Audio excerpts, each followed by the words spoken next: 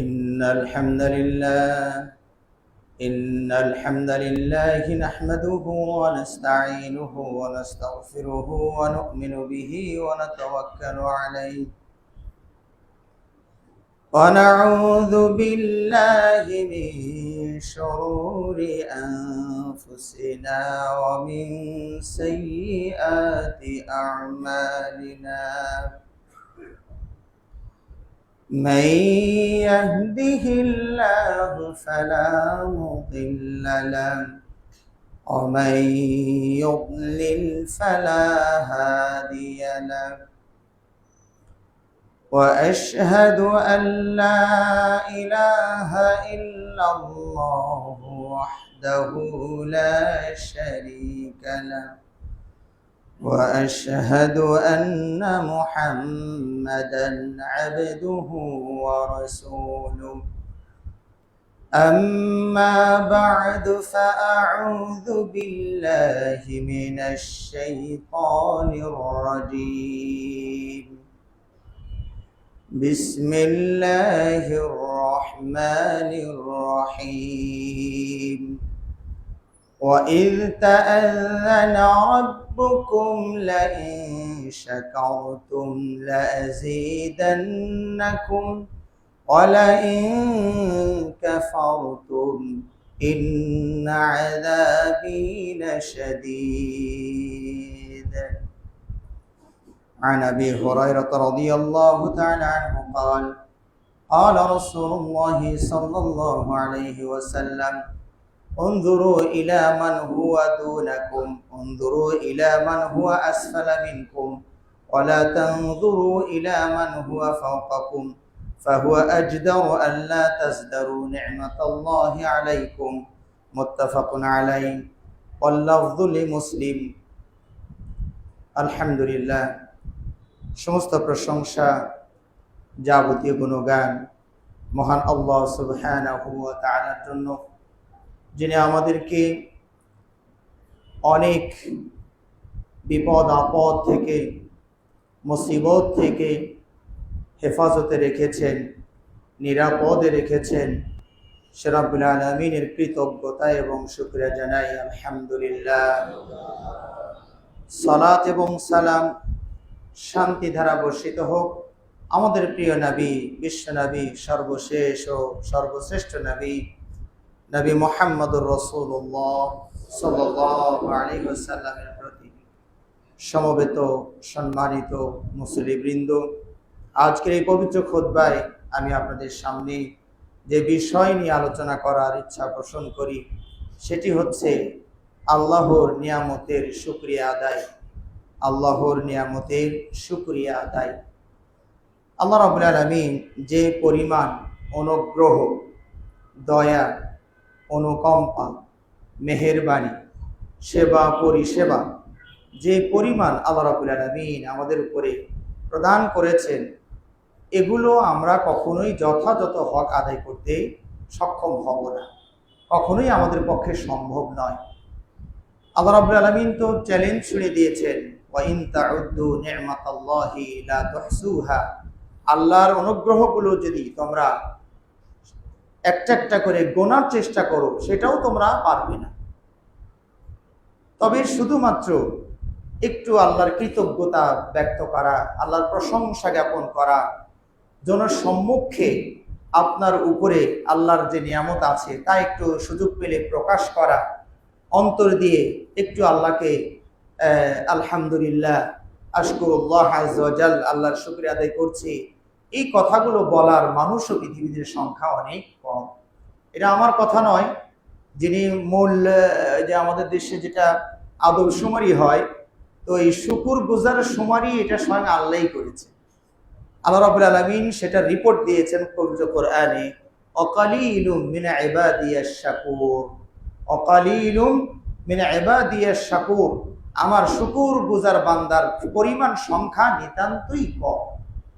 তাহলে এই তথ্যটা তো রব্বুল আলামিন আমাদেরকে দিয়েছেন। কারণ হচ্ছে শয়তান যখন বুঝতে পেরেছে যে নিয়ামতের শুকরিয়া আদায় করলেই বান্দারা আরো লাভবান হবে, লস তো নেই, বরং শতগুণ বেশি তারা আরো প্রফিট পাবে, আরো লাভবান হবে, তখন শয়তান এই শুকরিয়াটুকু যেন বান্দা আদায় করতে না পারে, এই জন্য সে তার যথাযথ প্রচেষ্টা ব্যয় করে যাচ্ছে। কোরআনে আল্লাহ রাব্বুল আলামিন তার কথা উল্লেখ করে দিয়েছেন, ফাঁস করে দিয়েছেন আমাদের সামনে। আমরা এই কথা বলতে পারবো না যে আমরা তো জানতাম না, তথ্য ফাঁস করে দিয়েছেন। শয়তানের প্ল্যান, পরিকল্পনা আল্লাহ রাব্বুল আলামিন ফাঁস করে দিয়েছেন। শয়তান বলছে যে লাআতাইনাহুম, মানে আমি ডান দিক থেকে বাম দিক থেকে আসব, ওয়ান আইমানিহিম ওয়ান শামাইলিহিম, এবং তাদের সামনে পিছনে ডাইনে বামে দিক থেকে আসব। এরপরে শয়তান বলছে ওয়ালা তাজিদু আকসারাহুম শাকিরিন, আল্লাহ আপনি আপনার বান্দাদের বেশিরভাগই আপনি কৃতজ্ঞ পাবেন না। তার মানে শয়তান আমাদেরকে ভুলে ভুলে রাখবে, ছোট্টখাটো বিপদগুলোকে হাইলাইট করে দেখাবে যে আল্লাহ তুমি সালাত পড়ো, আল্লাহ বিল্লাহ করো, পালে দান খয়রাত করো, সত্য কথাই বলার চেষ্টা করো, এই বিপদ তোমার হলো কেন, এটা তোমার হলো কেন, তাহলে তো কই তোমার তো আল্লাহ তোমাকে ভালোবাসছেন না, ইত্যাদি ইত্যাদি বলে আমাদেরকে একটু শুকরিয়া আদায় করা থেকে শয়তান আমাদেরকে পিছনে রেখেছে। দেখুন শয়তান ৩-৪টা রাস্তার কথা বলেছে, উপর থেকে আসবে, নিচ থেকে আসবে। অ্যাটাকটা হচ্ছে চতুর্মুখী আক্রমণ। সেটা হচ্ছে সামনে থেকে, পিছন থেকে, উপর থেকে, নিচ থেকে, চতুর্দিক থেকে আক্রমণে আমরা শয়তানের আক্রমণে বেষ্টিত। এখান থেকে যারা আমরা সত্যিকারের শুকরগুজার বান্দা হতে পারবো তারা কতই না লাভবান হবে, একটু পরে হয়তো আমরা কোরআন এবং হাদিসের আলোকে সেটা জানতে পারবো। সম্মানিত দিনী ভাই সকল, এই শুকুর শব্দটা আরবি শব্দ, যেটা আমরা বাংলাতে শুকরিয়া বা উর্দু ভাষাতে শুকরিয়া বলা হয়, আরবিতে সংক্ষেপে শুকরান শব্দটা ব্যবহার করে। শুকরান আরবি শব্দ, এর শাব্দিক অর্থ কৃতজ্ঞতা স্বীকার, ইরফানুল ইহসান, আরবিতে বলা হয় ইরফানুল ইহসান, কৃতজ্ঞতা স্বীকার, অনুগ্রহ স্বীকার করা। এর বিভিন্ন সংজ্ঞা এক একজন এক একভাবে দিয়েছেন। কেউ বলছেন যে কৃতজ্ঞতা প্রকাশ হচ্ছে যিনি অনুগ্রহ করেছেন আপনার প্রতি, তার কৃতজ্ঞতা প্রকাশ বিনয় নম্রতার সাথে।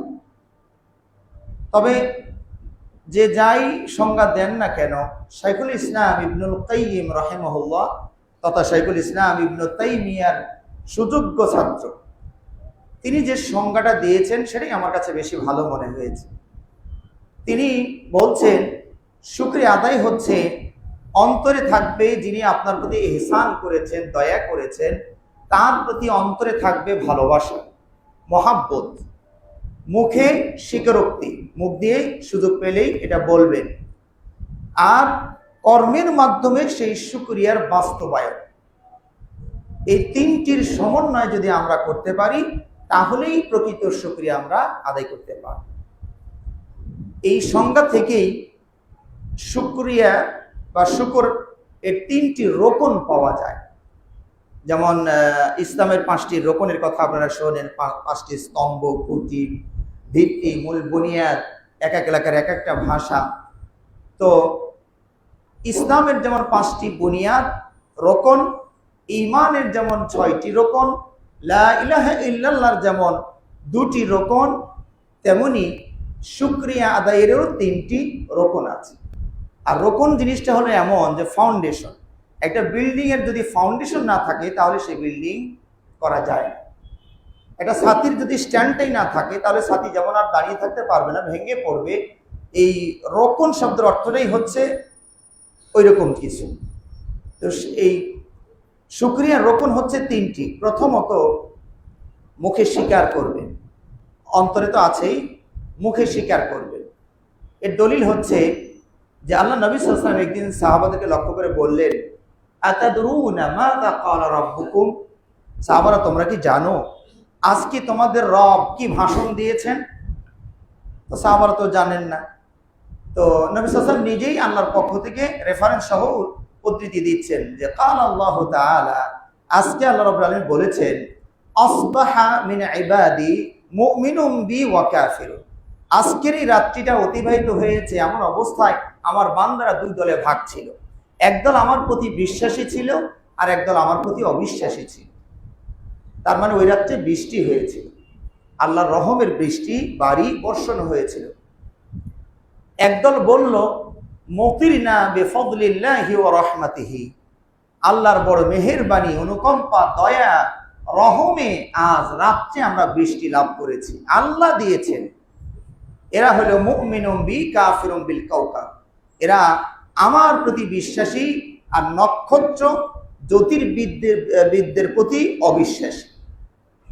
আর যারা বলল মুতিরনা বিনাউই কাযা ওয়া কাযা, আজকে বৃষ্টি পেয়েছি, ওই যে দেখো না অমুক নক্ষত্র ওইদিকে উঠেছিল তো তার দৃষ্টি পড়েছে এইদিকে, এই জন্য আজকে বৃষ্টি পেয়েছি। ওই যে জ্যোতির্বিদ্যা যেটাকে আমরা বলি, হ্যাঁ, এই কথা যারা বলল তারা কাফিরুম বি মুমিনুম বিল কাওকাব, তারা আমাকে অস্বীকার করে ওই নক্ষত্র রাজির প্রতি তারা বিশ্বাসী হলো। তাহলে এখানে দেখা যাচ্ছে যে এই নিয়ামতের কথা আপনাকে মুখে স্বীকার করা, এই যে বলে ফেলেন আলহামদুলিল্লাহ আজকে আল্লাহ বৃষ্টি দিয়েছেন, আলহামদুলিল্লাহ আজকের বাতাসটা ভালো, আলহামদুলিল্লাহ আজকের ইনকাম ভালোই হয়েছে, এই যে কথায় কথায় আল্লাহর শুকরিয়াটা আদায়, এটা আমাদের করা উচিত। 2 নম্বর হচ্ছে এটা আপনার কর্মের মাধ্যমে এটা বাস্তবায়ন করা। যেমন আল্লাহ রাব্বুল আলামিন দাউদ আলাইহিস সালামকে সম্বোধন করে বলছেন ওয়া'মালু আলা দাউদ শুকরা, হে দাউদ পরিবার, তোমাদের প্রতি যে অনুগ্রহ করা হয়েছে এটার জন্য কর্মের মাধ্যমে শুকরিয়া আদায় করো। তাহলে শুকরিয়া যেমন মুখে হবে, অন্তরে হবে, তেমনি হবে আপনার অন্তরের মাধ্যম দিয়েও, কর্মের মাধ্যম দিয়েও। আর কর্মের মাধ্যম দিয়ে আরেকটি দলিল হচ্ছে নবী সাল্লাল্লাহু আলাইহি ওয়াসাল্লাম তিনি যে শুকরিয়া আদায় ব্যক্ত করেছেন সেটা হলো তাকে আল্লাহ রাব্বুল আলামিন আগে পরের জীবনের সমস্ত গুনাহ খাতা মাফ করে দিয়েছেন। এটা একটা আল্লাহর পক্ষ থেকে বড় একটা সার্টিফিকেট, সানাদ নবী সাল্লাল্লাহু আলাইহি ওয়াসাল্লামকে আল্লাহ দিয়েছিলেন। এই সানাদ পেয়ে শুকরিয়া শুরু তিনি কর্মের মাধ্যমে এটা প্রকাশ করেছেন। কিভাবে? তিনি রাত্রিবেলায় তাহাজ্জুদে দাঁড়িয়ে যেতেন, লম্বা সময় তিনি দাঁড়িয়ে সালাত পড়তেন, পা গুলো ফুলে যেত। সাহাবারা বলতেন ইয়া রাসূলুল্লাহ, আল্লাহ আপনার আগে পরের সব গুনাহ মাফ করে দিলেন, তার মানে আপনি নিশ্চিত জান্নাতি, তারপরেও কেন এত কষ্ট করে ইবাদত বন্দেগী করেন? আল্লাহ নবী সাল্লাল্লাহু আলাইহি ওয়াসাল্লাম তখন তার উত্তরে বলেছিলেন আফালা আকুনু আবদান শাকুরা, আমি কি আল্লাহর একটু শুকরগুজার বান্দা হব না? সুবহানাল্লাহ, সুবহানাল্লাহ। অনেক নিয়ামত তো আছে, শুধুই আগে পরের গুনাহ আল্লাহ মাফ করে দিয়েছেন, এটার শুকরিয়া জানানোর জন্য নবী সাল্লাল্লাহু আলাইহি ওয়াসাল্লাম কর্মের মাধ্যমে সেটা ব্যক্ত করার চেষ্টা করেছেন। এই শুকর বা নাম থেকে আল্লাহ রাব্বুল আলামিন 2টো নাম চয়ন করেছেন, একটি হচ্ছে শাকির আর একটি হচ্ছে শাকুর। একটি হচ্ছে শাকির, আল্লাহ রাব্বুল আলামিন কৃতজ্ঞ, আর শাকুর অত্যধিক কৃতজ্ঞ। পবিত্র কোরআনে দেখবেন আল্লাহ রাব্বুল আলামিন তার ব্যাপারে 2টো নাম উল্লেখ করেছেন। তো আল্লাহ কৃতজ্ঞ, অত্যধিক কৃতজ্ঞ, এটা মানে কি? তার মানে বান্দারা যখন যৎসামান্য যদি আল্লাহর শুকরিয়া আদায় করে সেটাকে রব্বুল আলামিন কোনোভাবেই নষ্ট করবেন না, বরং সেটাকে শত গুণে বেশি করে আল্লাহ রব্বুল আলামিন প্রতিদান দান করবেন। এই জন্য বলা হয়েছে আল্লাহ হলেন শাকির, আল্লাহ হলেন শাকুর। এই শুকুর গুজার এটা নবীদেরও বৈশিষ্ট্য। নূহ আলাইহিস সালামের ব্যাপারে আল্লাহ রাব্বুল আলামিন বলছেন ইন্নাহু কানা আবদান শাকুরা, ইন্নাহু কানা আবদান শাকুরা। আমার নবী নূহ প্রথম রাসূল তাকে বলা হয়। আদম হচ্ছেন প্রথম নবী আর নূহ আলাইহিস সালাম হচ্ছেন প্রথম রাসূল। সেই প্রথম রাসূলকে সম্পর্কে আল্লাহ রাব্বুল আলামিন সার্টিফাই করছেন যে ইন্নাহু কানা আবদান শাকুরা, তিনি ছিলেন কৃতজ্ঞবান। আল্লাহ রাব্বুল আলামিন ইব্রাহিম আলাইহিস সালামের ব্যাপারেও প্রশংসা করেছেন শাকিরান লিআনউমি, শাকিরান লিআনউমি, তিনি তার আল্লাহর আরোপিত নিয়ামত সমূহের তিনি ছিলেন কৃতজ্ঞ বান্দা। বৃদ্ধ বয়সে সন্তান পেলেন, কত বছর ধরে দোয়া করছেন রব্বি হাবলি মিনাস সালিহিন, রব্বি হাবলি মিনাস সালিহিন। আমরা তো ক্লান্ত পরিশ্রান্ত হয়ে যাই। ইব্রাহিম আলাইহিস সালাম 80 বছর, এখন বিয়ের বয়স যদি পরে 40-এ হয় তো 40 বছর ধরেন, 40টা বছর তিনি দোয়া করছেন রব্বি হাবলি মিনাস সালিহিন। যখন আল্লাহ তাকে সন্তান দিলেন তিনি আল্লাহর শুকরিয়া আদায় করছেন, আলহামদুলিল্লাহিল্লাযী ওয়াহাবালি আলাল কিবারি ইসমাঈল ওয়া ইসহাক। আল্লাহর শুকরিয়া আমি আদায় করি যে রব্বুল আলামিন এই বৃদ্ধ বয়সে আমাকে ইসমাঈল আর ইসহাক নামক দুটো সন্তান দিয়েছে। আলহামদুলিল্লাহ। এইভাবে নবী সাল্লাল্লাহু আলাইহি ওয়াসাল্লাম সম্পর্কে যে শুকরিয়ার হাদিসটি, সেটা আমরা কিছুক্ষণ আগে আপনাদেরকে শুনিয়েছি। মুহাম্মদ সাল্লাল্লাহু আলাইহি ওয়াসাল্লাম আল্লাহর শুকরিয়া আদায় করতেন। এই শুকরিয়া আদায় করার জন্য আল্লাহ রাব্বুল আলামিন আমাদের সবাইকে আদেশ করেছেন। আল্লাহ রাব্বুল আলামিন বলছেন, ফাযকুরুনি আযকুরকুম ওয়াশকুরুলি ওয়ালা তাকফুরুন। তোমরা আমাকে স্মরণ করো, আমি আল্লাহ স্মরণ করব। তোমরা আমার শুকরিয়া আদায় করো, অকৃতজ্ঞ হইও না। তাহলে এখানে সারা বিশ্বের সকল সৃষ্টিকে তথা মানব এবং দানব জিন জাতিকে সম্বোধন করে আল্লাহ রাব্বুল আলামিন শুকর আদায় করতে বলেছেন। এভাবে আল্লাহ রাব্বুল আলামিন বিশেষ বিশেষ নবী রাসূলকেও সম্বোধন করেছেন, বালিল্লাহ ফা'বুদ ওয়া কুম মিনাশ শাকিরিন। এখানে আল্লাহ রাব্বুল আলামিন আমাদের নবী মুহাম্মদ সাল্লাল্লাহু আলাইহি ওয়াসাল্লামকেও সম্বোধন করে বলছেন, বালিল্লাহ ফা'বুদ, বরং আপনি এক আল্লাহরই ইবাদত করুন, ওয়া কুম মিনাশ শাকিরিন, আর শুকরগুজার বান্দাদের লিস্টের অন্তর্ভুক্ত হয়ে যান। সুবহানাল্লাহ। আল্লাহ রাব্বুল আলামিন মূসা আলাইহিস সালামকে একই কথা বলেছেন, ফাখুদ মা আতাইনাক মা আতাইতুকা, আমি তোমাকে যা দিয়েছি তা ধারণ করো। তাওরাত কিতাব দিয়েছি, এটা মজবুতভাবে ধারণ করো। ওয়া কুম মিনাশ শাকিরিন, আর শুকরগুজার বান্দাদের তালিকাভুক্ত হও। এভাবে আল্লাহ রাব্বুল আলামিন মুমিন যারা, আপনারা মুমিন, আপনাদেরকে লক্ষ্য করে এই কথাগুলো বলেছেন। ইয়া আইয়ুহাল্লাযীনা আমানু কুলু মিন তাইয়্যিবাতি মা রাযাকনাকুম, ও ঈমানদারেরা, তোমাদেরকে যে আমি রিজিক দিয়েছি তা খাও, এর মধ্যে যেটা সুস্বাদু হালাল এটা তুমি খাও। ওয়াশকুরুলাহ, এবং তার কৃতজ্ঞতা আদায় করো। আমরা যদি কৃতজ্ঞতা আদায় করি তা আমাদের লস হবে না লাভ হবে? আমরা ক্ষতিগ্রস্ত হব না আরো লাভবান হব? ফলাফল হচ্ছে, প্রথমত অনেক ফলাফলের কথা আছে, আমি হাতে গোনা কয়েকটি ফলাফলের কথা আপনাদেরকে স্মরণ করে দিই। তার এক নম্বর হচ্ছে, যারা কৃতজ্ঞতা প্রকাশ করবেন, শুকরিয়া আদায় করবেন, তাদের সর্বনিম্ন একটা গুণ ফুটে উঠবে যে তিনি মুমিন। তার ভিতরে ঈমানের কিছুটা হলেও, লেশ হলেও, মানে সামান্য পরিমাণ হলেও তার ভিতরে ঈমান আছে। আল্লাহ নবী সাল্লাল্লাহু আলাইহি ওয়াসাল্লাম বলছেন যে আজাবান লি আমরিল মুমিন, মুমিনের বিষয়টা আশ্চর্যজনক। ইন আসাবাতহু সাররা ফাশাকার ফাকানা খায়রান লাহু, মুমিনের যদি সুখের কিছু ছোঁয়া লেগে যায়, তাহলে মুমিন আল্লাহর শুকরিয়া আদায় করে, এটা তার জন্য কল্যাণকর। ওয়া ইন আসাবাতহু দাররা, আর যদি বিপদ আপদ কোনো দিক থেকে ধেয়ে এসে যায়, তাহলেও মুমিন ফাসবার, ধৈর্য ধারণ করে, ফাকানা খায়রান লাহু, এটা তার জন্য কল্যাণকর। এটা কারোর জন্যই হয় না। আপনি সুখে থাকলেও যদি আল্লাহর শুকরিয়া আদায় করেন, এটা আপনার জন্য কল্যাণকর। আপনি যদি দুঃখেও থাকেন, আল্লাহর শুকরিয়া আদায় করেন, সেটাও আপনার জন্য, মানে সবর করেন, ধৈর্য ধারণ করেন, সেটাও আপনার জন্য কল্যাণকর। এটা মুমিন ছাড়া কেউ করতে পারবে না। তাহলে আপনি শুকরিয়া আদায় করছেন, তার মানে আপনার ভিতরে ঈমান আছে। এটা হলো এক নম্বর লাভ। দুই নম্বর লাভ হচ্ছে, আপনি যদি শুকরিয়া আদায় করেন, তাহলে আল্লাহ রাব্বুল আলামিন আপনার প্রতি সন্তুষ্ট হয়ে যাবেন। আল্লাহ বলছেন, ইন তাশকুরু ইয়ারদাহ লাকুম, তোমরা যদি আল্লাহর শুকরিয়া আদায় করো, তাহলে আল্লাহ তোমাদের উপরে সন্তুষ্ট হয়ে যাবে। আর আরেকটি আয়াতে আল্লাহ রাব্বুল আলামিন বলছেন, ওয়ারিদওয়ানুম মিনাল্লাহি আকবার, আল্লাহর পক্ষ থেকে ক্ষুদ্র পরিমাণ সন্তুষ্টি আপনার জন্য বৃহৎ প্রাপ্তি। সুবহানাল্লাহ। আপনি ছোট্ট করে মুখ দিয়ে বলবেন আলহামদুলিল্লাহ, আল্লাহ সেটা খুশি হয়ে সন্তুষ্ট, সামান্য পরিমাণ সন্তুষ্টি আপনার পরিত্রাণের জন্য যথেষ্ট হয়ে যাবে। এটা দুই নাম্বার লাভ। আর আল্লাহ যদি আপনার প্রতি সন্তুষ্ট হয়, আপনার এই দুনিয়ায় যদি আপনি কিছুই না পান, তাও সমস্যা নাই। আপনি আগুনে জ্বলে পুড়ে যান, আপনি পানিতে ভেসে যান, সমস্যা নাই। আপনি যদি শুকরগুজার বান্দা হতে পারেন, আল্লাহ আপনার প্রতি সন্তুষ্ট আছে। তিন নম্বর লাভ হচ্ছে, আল্লাহ বলছেন, লাইন শাকারতুম লাযীদান্নাকুম, তোমরা যদি শুকরিয়া আদায় করো, তাহলে আমি আল্লাহ আরো বেশি করে দিব।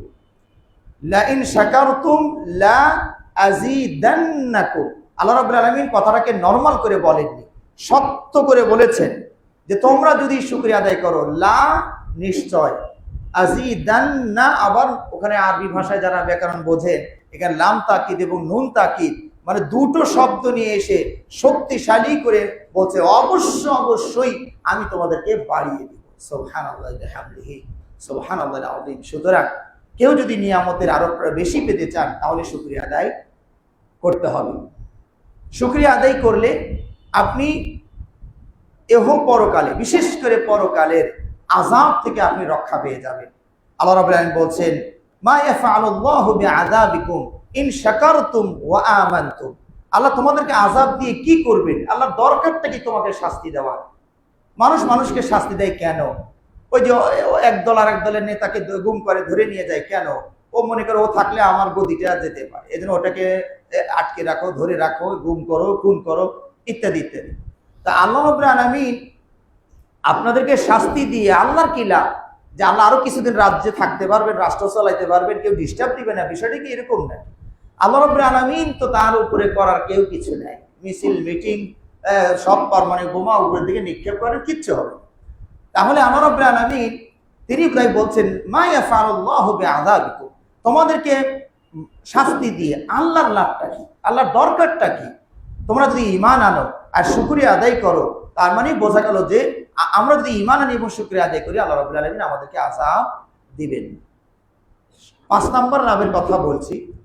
আল্লাহ রাব্বুল আলামিন বলছেন, ওয়াসায়াজজিল্লাহুশ শাকিরিন। কোন আয়াতে বলা হয়েছে, বলছেন ওয়ানাজজিশ শাকিরিন। আল্লাহ রাব্বুল আলামিন অবশ্যই শুকরগুজার বান্দাদেরকে প্রতিদান দিবেন, পুরস্কারে ভূষিত করবেন। সুবহানাল্লাহ। এখানে খেয়াল করুন, আল্লাহ কতটুকু প্রতিদান দিবেন তা উল্লেখ করেননি। 5 কোটি, 10 কোটি, মিলিয়ন, বিলিয়ন, ট্রিলিয়ন কি দিবেন সেটা অস্পষ্ট রেখেছেন। আর এটাই আমাদের জন্য কল্যাণ হয়, কারণ আপনারা জানেন পুরস্কার দাতার মান হিসাবে পুরস্কারের মান নির্ণীত হয়। পুরস্কার দাতা যত দামি হবে, পুরস্কারের মানটা তত দামি হবে। ধরে নিন আমরা ছোটবেলায় প্রাইমারিতে প্রতিযোগিতা করেছি, হেডমাস্টার সাহেব একটা পুরস্কার দিয়েছেন। কি দিতেন? 3 টাকা দামের একটা পেন্সিল, ওই সময়ের রেট, আর 5 টাকা দামের একটা খাতা। তাই খুশি আমরা, হেডমাস্টার স্যার আমাদেরকে পুরস্কার দিয়েছে। এইরকম ভাবে ব্যক্তির মান যখন বেড়ে যাবে, কোনো দেশের প্রধানমন্ত্রী যদি পুরস্কার দেন তাহলে তার মানটা তখন আর যে 1-2 হাজার থাকে না, কয়েক লাখ টাকার চেক দেওয়া লাগে। ওরা জাতিসংঘের মহাসচিব হলে তখন তো দিনার ডলার কিছুই আর থাকে না, তখন তো দেওয়া লাগে হচ্ছে আপনার কয়েক কেজি স্বর্ণ। তো সারা বিশ্বের যিনি মালিক, তিনি যদি পুরস্কার দিতে চান, ওই পুরস্কার মানটা কেমন হলে আল্লাহর ইজ্জত রক্ষা পাবে। সুবহানাল্লাহি ওয়া বিহামদিহি সুবহানাল্লাহিল আযীম। এই জন্য আল্লাহ রাব্বুল আলামিনের আমরা কৃতজ্ঞতা এবং শুকরিয়া আদায় করার চেষ্টা করি। আল্লাহ আমাদেরকে তৌফিক দান করুন, আমিন। ওয়া আখিরু দাওয়ানা আলহামদুলিল্লাহি রাব্বিল আলামিন।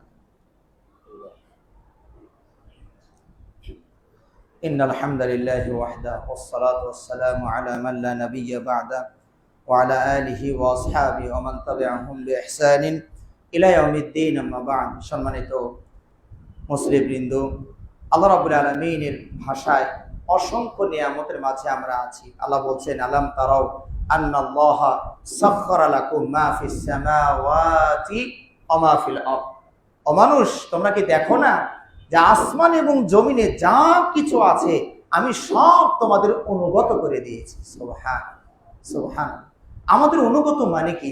চিন্তা করুন, সূর্য প্রতিদিন আমাদের উপর দিয়ে আসা যাওয়া করবে, যেভাবে রুটিন করে দিয়েছেন মানব কল্যাণে সেভাবেই আসা যাওয়া করছে, কোনো ব্যতিক্রম ঘটছে না। চন্দ্র যেভাবে আসা যাওয়া করলে মানবের কল্যাণ হবে, আল্লাহ সেভাবে রুটিন করে দিয়েছেন, তারা ডিউটি পালন করে যাচ্ছে। এভাবে বাতাস, আগুন, পানি, নদী, নালা, খাল, বিল, তৃণলতা, বৃক্ষ, গাছ গাছালি, শাক সবজি থেকে শুরু করে পশু পক্ষী, কত কিছু আল্লাহ রাব্বুল আলামিন আমাদের উপরে দিয়েছেন। তাই বলছেন, ওয়া আসবাগা আলাইকুম নিআমাহু যাহিরাতাও ওয়া বাতিনা। আল্লাহ তোমাদের উপরে নিয়ামত দিয়েছেন অঢেল, প্রকাশ্য এবং অপ্রকাশ্য। কিছু নিয়ামত আমরা দেখতে পাই, আর বেশিরভাগ নিয়ামতই আমরা দেখতে পাই না। আল্লাহ রাব্বুল আলামিন বলছেন, আমি তোমাদেরকে শ্রবণ ক্ষমতা দিয়েছি, আমি তোমাদেরকে দেখার ক্ষমতা দিয়েছি, আমি তোমাদেরকে স্বাদ মজা চাখার জন্য জিহ্বা দিয়েছি। এই নিয়ামতগুলো যাদের হারিয়ে গিয়েছে তারা কত কষ্টে আছে চিন্তা করে দেখো। শ্রবণ ক্ষমতা যিনি হারিয়েছেন, কত বড় নিয়ামত তিনি হারিয়েছেন। দর্শন ক্ষমতা যিনি হারিয়েছেন, একই অবস্থা। নাকের ঘ্রাণ করোনার পর থেকে অনেকেরই সমস্যা হয়ে গিয়েছে, নাকের ঘ্রাণ আর পায় না। আবার স্বাদ, মজা, এই সবগুলো হচ্ছে নিয়ামত। আল্লাহ রাব্বুল আলামিনের কত নিয়ামত, 360টা জয়েন্ট আপনার শরীরে দিয়েছেন। আজকে নর্তকীরা নাচ গান করে, আল্লাহ যদি জয়েন্ট কয়েকটা কমিয়ে দিতেন তাহলে তার হেলাধুলা সম্ভব ছিল না। তাহলে এই যে আমরা রুকু করি, সাজদা করি, তারা অন্যায় কাজে ওই জয়েন্ট গুলো ব্যবহার করে, আর আমরা ওই জয়েন্ট গুলো ব্যবহার করে এই যে আল্লাহ রুকু করতে বলেছেন, হেলেছি, জয়েন্ট আমাকে সহযোগিতা করেছে। এই যে আমরা হাত নাড়াচ্ছি, এই যে আজকে জুমার জন্য এসেছেন, হাঁটুটা যদি কাজ না করতো, এরকম স্টিল দাঁড়িয়ে থাকে, হাঁটু যদি ভাঁজ না হয়, আপনি কি করে হাঁটবেন বলেন তো দেখি। 360টা জয়েন্ট শুধু শরীরের ভিতরে আছে। এটার জন্য তো আপনাকে শুকরিয়া আদায় করতে হবে। হ্যাঁ, বিভিন্ন ভাবেই করা যায়। তার মধ্যে আল্লাহ নবী সাল্লাল্লাহু আলাইহি ওয়াসাল্লাম বলছেন সালাতুদ দুহা, যেটাকে আপনারা চাশতের সালাত বলেন, এই 2 রাকাত সালাত যদি মানে অন্যান্য সাইড দিয়ে যদি আমরা নাও পারি, ওই 2 রাকাত সালাত যদি দিনে আদায় করি, তাহলে এই যে 360টা জয়েন্টের যেটা শুকরিয়া, ওই 2 রাকাত পড়লে আল্লাহ কভার করে নেবেন। যাকে তুমি 2 রাকাত পড়ছো, আজকে দিনভর তোমার এটা হক আদায় হয়ে গেল। সুবহানাল্লাহ, সুবহানাল্লাহি বিহামদিহি, সুবহানাল্লাহিল আযীম। সম্মানিত ভাইরা, এভাবে আপনার প্রতি যে নিয়ামতটা আছে, আপনি সব সময় তার চেয়ে নিচের দিকে তাকানোর চেষ্টা করবেন। আল্লাহ নবী সাল্লাল্লাহু আলাইহি ওয়াসাল্লাম বলছেন, উনজুরু ইলা মান হুয়া আসফালা মিনকুম, তোমার চেয়ে মানে কম তার দিকে তুমি তাকাও। ওয়ালা তানজুরু ইলা মান হুয়া ফাওকাকুম, তোমার উপরের ধাপে যিনি আছেন ওদিকে তাকায়ও না। ফাহুয়া আজদারু আল্লাহ তাজদারু নি'মাতাল্লাহ, তাহলে তুমি তোমার প্রতি আল্লাহর নিয়ামতকে তুচ্ছ মনে করতে পারবে।